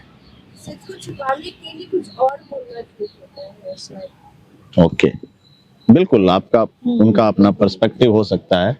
और बहुत अभी आपने जो वो दलित वाली बात, वो जो अभी रिसेंटली मूवी आई थी होम बाउंड, उसमें भी एक कैरेक्टर है ना, जो बड़ा अपनी प्रेमिका से छिपाता है, प्रेमिका से भी छिपाना चाहता है।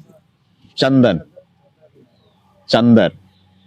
अभी होम बाउंड जो नीरज घेवान की पिक्चर आई थी, उसमें भी वो अंदर से वो बड़ा वो दलित कम्युनिटी से बिलोंग करता है, लेकिन ऑफिस में भी और जिससे प्रेम कर रहा होता है उससे भी नहीं बताना चाहता है कि वो दलित कम्युनिटी से बिलोंग कर रहा है। और बड़ा इत्तेफाक है कि आज गुनाहों का देवता पे भी यहाँ पे डिस्कशन हो रही थी। मेरे एक सवाल में भी था, वो मैं आपसे पूछूंगा, लेकिन शायद उनकी किताब धर्मवीर भारती की एक लाइन है, व्यक्ति की प्रवृत्ति जब निषेधात्मक हो जाती है तो उसके व्यक्तित्व में बिखराव शुरू हो जाता है।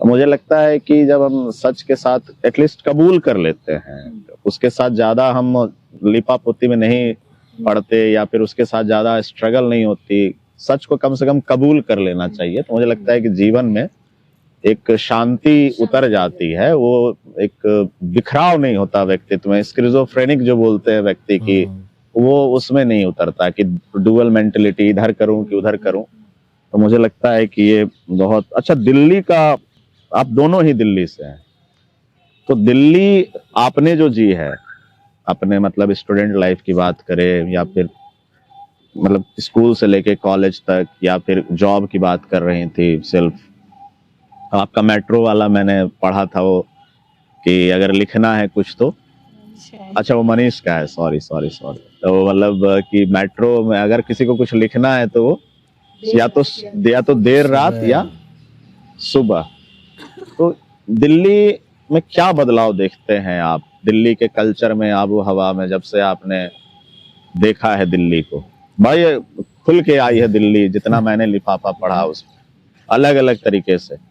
आपकी एक वो मतलब मुझे एग्जैक्ट याद नहीं आ रहा है, लेकिन बहुत स्ट्रांग था दिल्ली के बारे में कि मतलब कैसे वो दिल्ली जो है आपको वो देती है, उपाय देती है अपने आप को, नशे की गोली, कुछ गोली और उसका भी प्रकरण था, बहुत अच्छा मतलब था वो, मैं एग्जैक्ट नहीं मुझे याद आ रही है वो चीज। अच्छा, आपकी मैं जब भूमिका दोनों की लिखी हुई पढ़ रहा था तो एक चीज मतलब कुछ ऑथर्स का उसमें जिक्र आया, स्वदेश दीपक, मंटो और रविशंकर बल, दोजखनामा, आपकी भूमिका में उनका जिक्र है।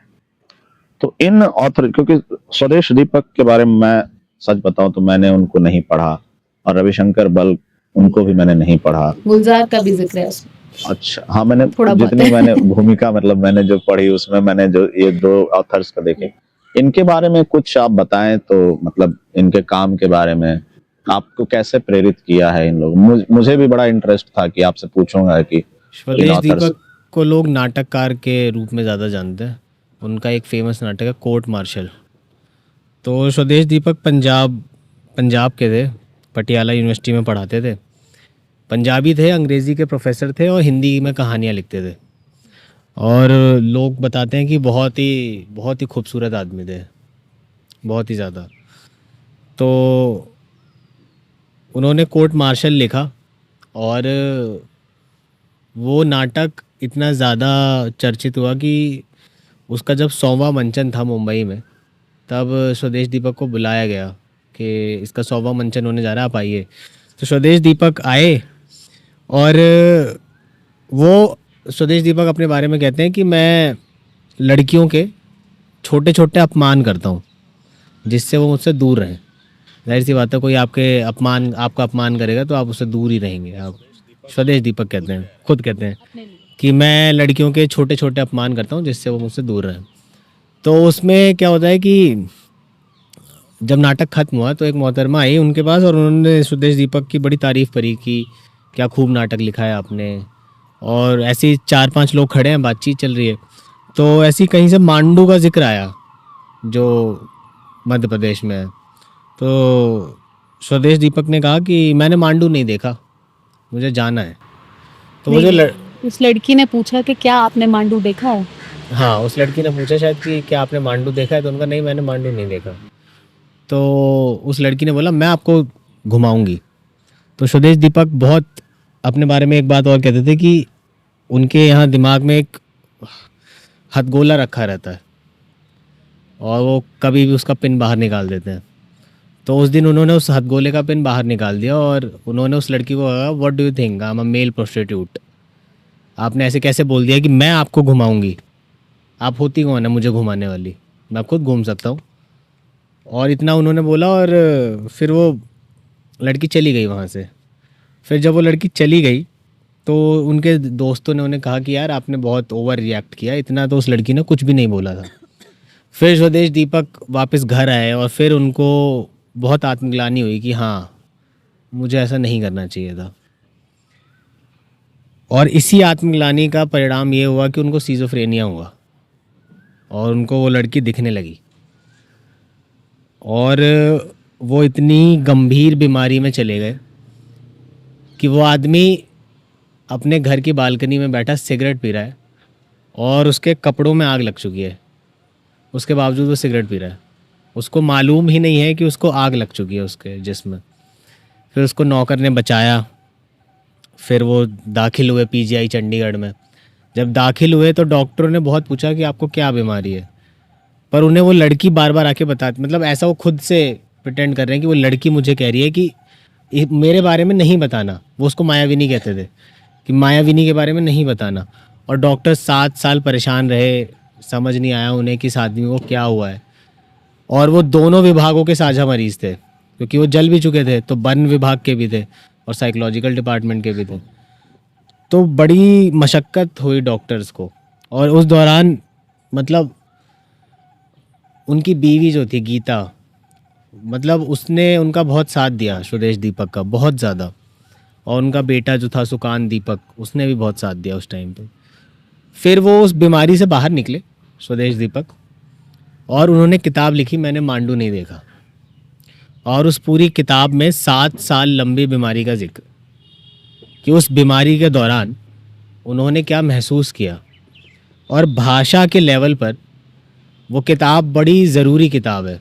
मतलब डॉक्टर्स के लिए भी वो बहुत ज़रूरी किताब है, सिजोफ्रेनिया को समझने के लिए, और एक आर्टिस्ट के जहन को समझने के लिए बहुत ज़रूरी किताब है। एक बार उस फिर से किताब का नाम? मैंने मांडू नहीं देखा। मैंने मांडू नहीं देखा। वो कोलाज की भाषा में लिखी गई ये किताब है वो, कि वो वर्तमान में लिखते लिखते अतीत में चले गए, फिर भविष्य में तो नहीं जा रहे हैं, फिर वर्तमान में आ जा रहे हैं, फिर अतीत में जा रहे हैं, फिर भविष्य में जा रहे हैं। तो बहुत मतलब एक आर्टिस्ट के जहन को समझने के लिए वो इसलिए ज़रूरी किताब है कि एक आर्टिस्ट जब उसको आत्मग्लानि महसूस होती है तो किस लेवल की हो सकती है कि हाँ मैंने गलत किया। ये मुझे लगता है कि हर किसी के अंदर कभी ना कभी आता ही है कि यार हाँ मैंने शायद उस दिन कुछ गलत किया था। लेकिन एक आर्टिस्ट, क्योंकि आर्टिस्ट के अंदर संवेदना मुझे लगता है ज़्यादा है, तो वो इतनी ज़्यादा संवेदना महसूस करता है कि उसका जहन किस हिसाब से नए शब्द रचता है, किस हिसाब से वो मतलब जीता है, वो बड़ी ज़रूरी किताब है उस हिसाब से। भाषा उस किताब में ऐसे है कि आपको समझ आएगा कि एक डिप्रेसिंग आदमी की भाषा कैसी हो सकती है। तो बहुत बहुत ज़रूरी किताब है। अच्छा, वो उस बीमारी से उबर भी गए थे? जी, वो उस बीमारी से उबर भी गए थे। और एक वक्त आया था मेरा जब मुझे लगता था कि उस बीमारी, हाँ जो असल एक ज़रूरी चीज़ है वो बताना मैं भूल गया, कि वो उस बीमारी से बाहर निकले, वो किताब लिखी उन्होंने, और 5 मई 2005 को वो अपने घर से बाहर निकले वॉक करने, और रोज़ वो अपना डंडा अपना पर्स सब लेके जाते थे। उस दिन उन्होंने अपने साथ कुछ भी नहीं लिया, और आज तक, आज की तारीख में भी किसी को नहीं पता कि स्वदेश दीपक कहाँ पर है। अच्छा। तो वो एक रहस्यमयी तरीके से गायब हो गए। तो बहुत सारे लोग ये मानते हैं कि शायद वो उस बीमारी में वापस चले गए, तो कहीं वो चले गए और फिर पता नहीं वो सरवाइव कर पाए या नहीं कर पाए। तो ये स्वदेश दीपक के बारे में। और मुझे एक वक्त में लगने लगा था कि शायद स्वदेश दीपक कहीं गए नहीं है, वो मुझ में वापस ज़िंदा हो गए। तो मैं एक टाइम पे स्वदेश दीपक की ज़िंदगी जीने लगा था। मतलब मुझे भी सिजोफ्रेनिया ही हुआ था, कह सकते हैं ऐसा। तो बड़ा अजीब वक्त था वो। तो इसलिए मैं उस आदमी से बहुत ज़्यादा रिलेट करता आप हूँ। दोनों एक दूसरे से मिल चुके थे उस वक्त या उससे पहले का दौर था? मिल चुके थे हम। अच्छा। तो उस मतलब स्वदेश दीपक के जीवन की बहुत सारी चीज़ें हैं जो मेरे जीवन से भी मेल खाती हैं।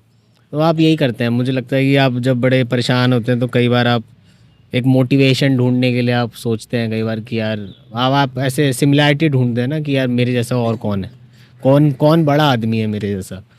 तो उस वक्त मुझे स्वदेश दीपक और मंटो मिले थे। उस प्रोसेस में। और मुझे इसलिए लगता मैं है उनको बहुत जी, और साहित्य बहुत बड़ा सहारा बनता है उन कनेक्शंस को ढूंढने में। जब आप ऐसे सिचुएशन में होते हैं कि समाज में आप नहीं खुल के बता सकते कि मेरे साथ ये हो रहा है, तो साहित्य में आप कैरेक्टर ढूंढते हैं, कहानियों में लगता है कि अरे यार मैं आइडेंटिफाई कर पा रहा हूँ इस कैरेक्टर के साथ, तो उस चीज को मैं समझ सकता हूँ, रिलेट कर सकता हूँ उस चीज से। तो सिर्फ आप भी इतनी ही प्रभावित हैं स्वदेश दीपक के लिटरेचर से, या आपकी मैंने दोजख नामा जो रविशंकर बल, आप उनके बारे में कुछ बताना मुझे चाहेंगे? स्वदेश दीपक के बारे में मनीष से पता चला, और जो दोजख नामा किताब है वो भी मनीष से ही पता चला। और स्वदेश दीपक से मैं प्रभावित हुई हूँ, और मुझे थोड़ा मुझे पूरे परिवार के लिए थोड़ा सा ज़्यादा डर लगता है, उनके परिवार के लिए और ऐसे परिवारों के लिए। तो प्रभावित हूँ और डर ज़्यादा लगता है, भयभीत ज़्यादा हूँ। और मुझे उनकी भाषा बहुत ज़्यादा पसंद है, बहुत ही ज़्यादा पसंद है। कई दफ़ा मैंने कोशिश की कि मैं थोड़ा सा वैसा लिख दूँ, मगर कोशिश से तो आता नहीं है। और मैंने मांडू नहीं देखा, रह रह कर पढ़ती हूँ। तो पूरी जब मनीष ने बताई तो मैंने पूरी किताब पढ़ी। वो गुज़र गई किताब। कई बार कोई किताब ठहर जाती, वो किताब गुज़र गई। फिर मैंने दोबारा पढ़ी। मुझे लगता है मैं 4-5 बार पढ़ चुकी हूँ, और मैं बीच से उठाती हूँ कभी भी और फिर पढ़ती हूँ। कई बार आखिर से शुरू तक पढ़ती हूँ, कोई उसमें तारतम्य नहीं बनेगा तो मैं किसी भी तरह से पढ़ती हूँ। वो किताब कुछ अजीब सी लगती है। और जब बहुत बहुत मन ख़राब होता है अमूमन तौर पर तभी पढ़ी है। तो हाँ, प्रभावित तो हूँ। और दोज़खनामा किताब ऐसी है, वो इकलौती एक किताब है कि जो मैंने कभी पूरी नहीं की। वो मैं 6 साल से पढ़ रही हूँ, और वो किताब मुझे नहीं लगता कि कभी पूरी करना चाहूँगी, क्योंकि वो किताब में गालिब और मंटो की बातचीत हो रही है, जो कि पॉसिबल नहीं है, क्योंकि गालिब और मंटो में 100 साल का फ़र्क है। मगर रविशंकर बल बंगाली राइटर है, और उनको एक पांडुलिपि मिलती है जो मंटो की आखिरी पांडुलिपि है, और वो उर्दू में लिखी हुई है। उनको उर्दू पढ़नी नहीं आती, अरबी में लिखी हुई है, वो नहीं पढ़नी आती। तो वो बंगाल में एक ट्रांसलेटर को ढूंढते हैं। क्या नाम है उनका? हाँ? अमृता बेरा। वो ट्रांसलेटर को ढूंढते हैं और उनसे मिलते हैं, और वो धीरे धीरे करके उनको वो बताते हैं कि ये मिला है मुझे, इसके बारे में करना है, मुझे इस पे काम करना है। और फिर वो धीरे धीरे उनसे वो कहती हैं कि ठीक है देखेंगे। फिर बात करती रहती हैं, थोड़ा वो अपना सिखाती हैं, चलिए आप सीख लीजिए, उर्दू सीख लीजिए। मगर वो ठीक से उर्दू सीख नहीं पाते हैं, मगर फिर भी वो किताब पूरी ट्रांसलेटेड किताब है दोज़खनामा, जो उन्होंने इमेजिन। मंटो चाहते थे कि मैं गालिब को पढूं, क्योंकि गालिब तो नहीं चाह सकते, गालिब के सामने तो मंटो थे नहीं। मंटो चाहते थे कि मैं गालिब को पढूं। जैसे मनीष को लगता है कि स्वदेश दीपक से एक अजीब सा खिंचाव है, ऐसे मंटो को गालिब से अजीब सा खिंचाव था। और मैंने मंटो और गालिब को बहुत नहीं पढ़ा, लेकिन ठीक ठाक पढ़ा। बहुत इन लोगों से अफेक्शन हो, बहुत कम आर्टिस्ट होते हैं जिनसे अफेक्शन हो जाती है, और आप उनके लिए अजीब सा महसूस करने लग जाते हैं। आपको लगता है कि ये मेरे ज़ाती लोग हैं, ये मेरे लोग हैं, तो आपको उन पे गुस्सा भी आएगा कभी कभी, आपको उनसे अफेक्शन होगा। जी जी। तो ये दोनों लोग एक किताब में एक इंसान ने लिखे, तो वो किताब रह रह कर पढ़ी जाती है। जी, तो इन ऑथर्स की झलक है मेरे ख्याल से लिफाफा में, कि लैंग्वेज के लेवल पे, या जैसे कई बार हमें आपके उसमें लिखा हुआ मिला कि शायद आप इसमें तारतम्यता नहीं पाएंगे जब आप पढ़ रहे होंगे, तो कहीं ना कहीं मुझे लगता है इन्फ्लुएंस कुछ आया है उन ऑथर्स का। किताब भी तो देखिए ना कैसी है, दोनों बहुत अटपटी किताबें हैं। एक इंसान कभी भविष्य की बात लिख रहा है अभी, फिर अतीत की लिख रहा है, अभी बैठकर अतीत और भविष्य की बात लिख रहा है। वो भविष्य वो लिख चुका है, वो लिख रहा है, वो कर चुका है, वो लिख रहा है। और दोज़खनामा में दोनों लोग अपनी कब्र में बैठे हैं और कब्र में टहल रहे हैं, कविताएं बता रहे हैं, अपनी नज़्में गज़लें सुना रहे हैं, वो अपनी किस्से बता रहे हैं, काले महल की बात बता रहे हैं, वो अपने अल्कोहलिज्म की बात बता रहे हैं मंटो कि मैं ऐसे मरा था। ये सोच रहा था मैं उस वाह। वक्त। क्या बात। अच्छा, मैं मनीष से एक सवाल पूछना चाहूंगा कि एक्टर्स के मामले में बहुत ये सुनने में आता है, क्योंकि कोर्ट मार्शल बहुत, अब मुझे याद आ रहा है, मैंने शायद ऑथर का नाम मेरे दिमाग से स्किप हो गया होगा। क्योंकि उसमें बहुत बार ऐसा हुआ है कि हाँ। लेखक का नाम लिखते नहीं लिखते नहीं और है। डायरेक्टर लिख देते हैं। एग्जैक्टली ये एग्जैक्टली, मैंने भी क्योंकि मंडी हाउस मैंने कई बार देखा है कोर्ट मार्शल का मंचन कोर्ट होता मार्शल हुआ, इतना तो खैर, शिल्पी बट मारवाड़। कोर्ट शिल्पी marshal is a Marwar. Very famous, मतलब आप Very जब famous। आपने बहुत बोला ना ज़्यादा कि थिएटर famous की है। दुनिया में वो थिएटर की बहुत दुनिया में बहुत फेमस है। मंचन उसका हुआ है, तब NSD मुझे में ये तो हिट बहुत किया बार है कि आपको वहाँ हाँ, पे मतलब ये दिखेगा। चीज। तो जैसे थिएटर आर्टिस्टों के बीच में एक, या फिर जो एक्टर्स हैं उनके बारे में, एक जो अच्छे एक्टर्स हैं, अगर आप उनकी बात करो, टैक्सी ड्राइवर जो बाहर की फिल्म है, उसके जो रॉबर्ट डिनेरो। रॉबर्ट डिनेरो, उन्होंने भी इस बात का जिक्र किया है, और अभी नवाजुद्दीन सिद्दीकी भी कुछ दिनों पहले इंटरव्यू में ये सब बोलते हुए दिखते हैं कि जब आप, मैं भी कुछ थिएटर से जुड़ा हुआ था किसी एक दौर में, आज भी जुड़ा हुआ दिल से तो, लेकिन प्रोफेशनली नहीं करता। लेकिन जैसे वो टीचर भी बताते थे कि कैरेक्टर से बाहर निकलना वो ज्यादा इंपॉर्टेंट होता है एक एक्टर के लिए। वो तुमसे चिपक के रह गया तो तुम फिर दूसरी चीज नहीं कर पाओगे। और मतलब अलग अलग वर्जन है। तो क्या आपको लगता है कि एक लेखक के साथ भी ऐसा हो सकता है, बतौर लेखक, जैसे स्वदेश दीपक को आपने पढ़ा और आप उससे इतने प्रभावित हो गए, आप रिलेट कर पाए कि आप शायद उस कैरेक्टर से बाहर निकल नहीं पा रहे हैं, उस लेखक की कल्पना से बाहर नहीं निकल पा रहे हैं, कभी कभी खतरा भी महसूस होता है एक लेखक के तौर पे? प्रेरणा तो बनती है, लेकिन क्या ये डेंजर भी है कि आप स्टाइल या फिर आइडियोलॉजी या फिर हाँ, आप पीढ़ा को भोगने लगते हैं, आप पीढ़ा में आनंद ढूंढने लगते हैं कई बार, तो वो बहुत भयावह है जब आप पीढ़ा में आनंद ढूंढने लगते हैं। तो खतरे हैं, और बिल्कुल खतरे हैं, और मैं निकलना भी चाहता हूँ, निकल भी गया हूँ। बस मुझे लगता है कि जो सिमिलैरिटी हैं जिनकी वजह से मैं ये कहता हूँ कि स्वदेश दीपक को पढ़ा जाना चाहिए, और स्वदेश दीपक एक बहुत ज़रूरी लेखक है। तो मुझे लगता है कि स्वदेश दीपक का कर्ज है मुझ पर, तो मैं कुछ लिख रहा हूँ अभी फ़िलहाल। तो मुझे लगता है वो मैं जिस दिन लिख लूँगा और वो जब दुनिया के सामने आ जाएगा, तब मैं उस कर्ज से मुक्त हो जाऊँगा। तब मुझे लगता है कि शायद स्वदेश की काया मुझे छोड़ देगी कि अब आप मुक्त हैं मुझसे। Nice, beautiful confession. और मुझे लगता है आप कैथारसिस जिसको कहते हैं कि साइकाइट्री में, कि वो कैथारसिस हो जाएगा आपका उस किताब के आने के बाद। अच्छा मनीष और सिर्फ मैं थोड़ी ये चाहूंगा कि लिफाफा मुबारक और मिट्टी और आसमान, इसके बारे में थोड़ा अगर आप बताएं। और एक किताब तो, अच्छा ये आपने जो बताया स्वदेश दीपक, वो कैथारसिस वाली जो हम बात कर रहे थे, आप जो लिख रहे हैं, आप लिख रहे हैं या फिर दोनों साथ ही वो किताब आएगी? नहीं, आप वो लिख तो रहे मैं हैं। लिख रहा हूँ। मनीष की है तो पूरी। तो आप जरा, और लिफाफा मुबारक में भी खत हैं, वो शादी के बाद के खत हैं। लिफाफा जो किताब है वो 10 मार्च 2024 पे ख़त्म हो जाती है, और लिफाफा मुबारक वहीं से शुरू होती है। तो और मिट्टी और आसमान में हमारी कविताएं हैं, मतलब मेरी कविताएं हैं और इनकी नज़में हैं। ओके, आप लोगों में से मतलब और कोई अगर मनीष और सिर्फ से कोई सवाल पूछना चाहते इतर भी, क्योंकि मुझे ये बहुत ही हेल्दी और बहुत हीलिंग कॉन्वर्सेशन लग रही है। आप अगर, क्योंकि कोई सवाल रिलेशनशिप के लेवल पे, इन्होंने स्किज़ोफ्रेनिया का जिक्र किया जो कि मेंटल इलनेस के उसमें बहुत अंधेरा है उस सेगमेंट में, किसी ऐसी चीज के बारे में अगर आपको लगता है कि इन्होंने जो बातें करी हैं, आप थोड़ा उस पे चाहते हैं कि आप और इनसे कुछ डिस्कशन थोड़ी बहुत। आप और किन विषयों पर लिखना चाहते हैं? दिल चाहते हैं किस पर लिखें, लेकिन किसी कारण हो सकता है नहीं लिख पा रहे, आपको प्लान जो कि इस विषय पर भी लिखना है, ऐसा कुछ जिस पे लिखने की इच्छा होती है उसके लिए?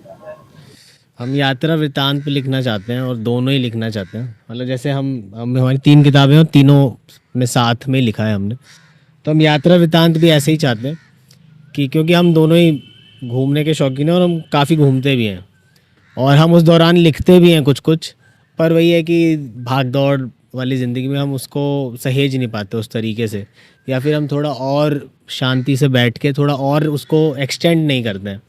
पर हम ये चाहते हैं कि हम दोनों ही एक यात्रा वृत्तांत ज़रूर लिखें, और उसमें साथ में हम इसलिए लिखना चाहते हैं क्योंकि जैसे जो यात्रा वृत्तांत हैं या तो सिर्फ मेल पर्सपेक्टिव से हैं या सिर्फ फीमेल पर्सपेक्टिव से हैं। जैसे एक बहुत फेमस जो यात्रा वृत्तांत है फीमेल पर्सपेक्टिव से, वो है आज़ादी मेरा ब्रांड, अनुराधा बेनीवाल वाला। तो उसमें सिर्फ फीमेल पर्सपेक्टिव है और बाकी जो यात्रा वृत्तांत है वो मेल पर्सपेक्टिव से हैं। तो एक ही जगह पे अगर कोई फीमेल जा रही है और एक ही जगह पे कोई मेल जा रहा है तो वो दोनों चीज़ें अलग कैसे हो सकती हैं। जैसे एक वाटरफॉल है जो हम दोनों को काफ़ी पसंद है, धर्मकोट में है, वो गल्लू वाटरफॉल के नाम से जाना जाता है वो। तो हमारे साथ जितनी बार भी हम दोनों को वाटरफॉल बहुत पसंद है, हम बहुत बार गए हैं। तो जितनी बार भी हम वाटरफॉल जाते हैं हम देखते हैं कि वहाँ पे जो लड़के हैं वो तो आराम से नहा रहे हैं, उन्होंने शर्ट उतारी, पैंट उतारी, सिर्फ अंडरवेयर में वो नहा रहे हैं आराम से, और वो वाकई खुश हैं उस दौरान, बहुत ज़्यादा खुश हैं। मतलब वो चिल्ला रहे हैं, ठीक है, बहुत सारी चीज़ें एंड थिंग्स। और वहीं पे लड़कियां हैं वो उनसे अनकंफर्टेबल भी महसूस कर रही हैं कि लड़के यहाँ पे नंग धड़ंग होकर नहा रहे हैं। और मैंने नहीं देखा, बहुत ही रेयर देखा होगा कि कोई लड़की नहा रही हो। गल्लू वाटरफॉल में ऐसा हुआ था कि हमें वहाँ पे कुछ फॉरेनर्स मिले थे, तो वहाँ पे फॉरेनर्स में एक लड़की थी जो नहा रही थी बिकिनी में, और वो वहीं पर इंडियन मेल भी थे। मतलब वो उसको इतना ज़्यादा, मतलब वो ऐसी नज़रों से देख रहे थे कि वो बहुत अनकंफर्टेबल महसूस कर रही थी। तो ये जो नज़रिया है, अब अगर वो लड़के कभी यात्रा वृत्तांत लिखेंगे तो वो तो उनके लिए तो गल्लू वाटरफॉल बहुत अच्छा है, लेकिन वो लड़की जब वो लिखेगी तो उसके लिए शायद गल्लू वाटरफॉल उतना अच्छा ना रहा हो। तो हम ये चाहते हैं कि हम जहाँ भी जा रहे हैं उसको हम एक किताब में दर्ज कर पाएँ, मतलब दोनों ही पर्सपेक्टिव जिसमें क्या बात। तो मनीष और सिल्फ, आप दोनों का बहुत बहुत शुक्रिया। कहने को ये बात किताबों की थी, लेकिन ये जीवन के उन पहलुओं को सामने ला रहा था जिससे हम रोज रूबरू तो होते हैं, लेकिन शायद सामना करने की उनकी बड़े मतलब हिम्मत के साथ हमारे अंदर ताकत नहीं बची। कई एंगल छुए गए, चाहे आप आज के दिल्ली के परिवेश की बात कर लीजिए, राजनीतिक परिवेश की बात कर लीजिए, सहनशीलता की बात कर लीजिए, या फिर मेंटल कोविड की बात कर लीजिए, उस दौर की बात कर लीजिए, कैसे लोगों ने अपने आप को किया। और मेरे लिए पर्सनली मुझे लगता है कि ये एक अलग संसार था, आपके कल्पना और आपके व्यक्तित्व और आपके जीवन को जानना। मैं बहुत प्रभावित हुआ और बहुत बहुत शुक्रिया कि आप लोग आए हमारे बाद किताबों के सेशन में। आगे भी आप लोगों से मिलने की इच्छा होगी, अलग अलग जगहों पे, अलग अलग मुकामों पे और अलग अलग तरीके से, ऑनलाइन ऑफलाइन सब तरीकों से हम आपसे जरूर मिलना चाहेंगे। मन नहीं हो रहा था कि ये बातचीत खत्म हो, मैंने आपसे पहले भी कहा, और हम अलग अलग जगहों पे जरूर आपसे मिलना चाहेंगे। बहुत बहुत शुक्रिया, बहुत बहुत शुक्रिया। Thank you so much, thank you so much.